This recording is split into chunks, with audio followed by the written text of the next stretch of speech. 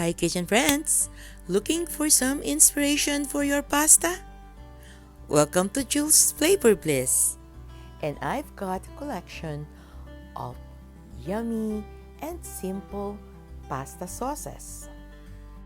And if you want simple, fancy way of cooking, subscribe and join me in my kitchen adventure.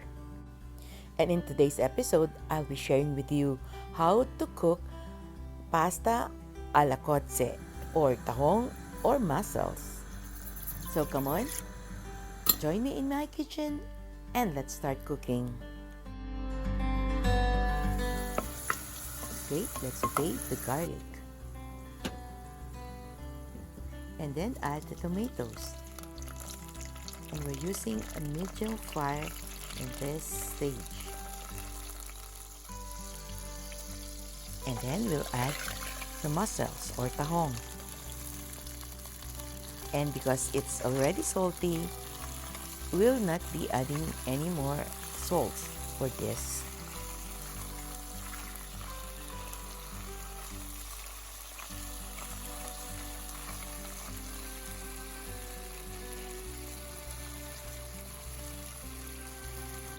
Then we'll cover it and let it simmer. We'll also add white wine for another depth of flavor. But if you don't want any wine, well, you can omit this. And you could also add some chili flakes for a little kick. But if you want bigger kick, you could add more chili flakes. And this pasta is ready for less than 10 minutes. And it is so yummy. Tadaan!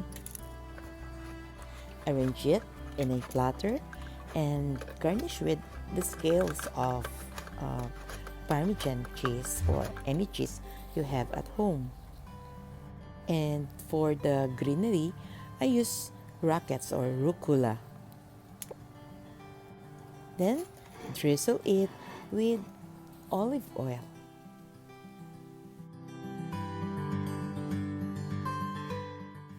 So if you want more easy way of cooking, please don't forget to subscribe. And catch me every Wednesday for more yummy and easy way of cooking. So thanks for watching. Please stay safe and stay well. God bless. Bye.